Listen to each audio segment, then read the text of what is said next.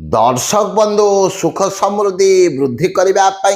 घरे धन वृद्धि करने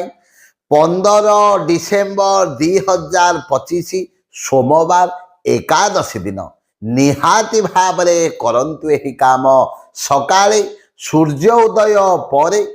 माँ वृंदावती पाखरे भल गाई घिरे दीपटीए प्रज्वलित करंतु 3 थर तुलसी देवी चारिपटे परिक्रमा करंतु एवं परिक्रमा कर सारिबा परे आलती कर्पूर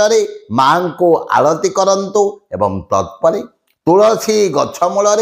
किछि हलदी गुंड एवं अरुआ चाउल को रखंतु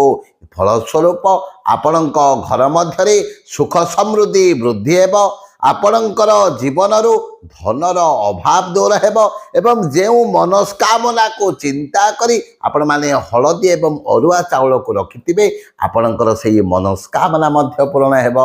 जय जय जगन्नाथ।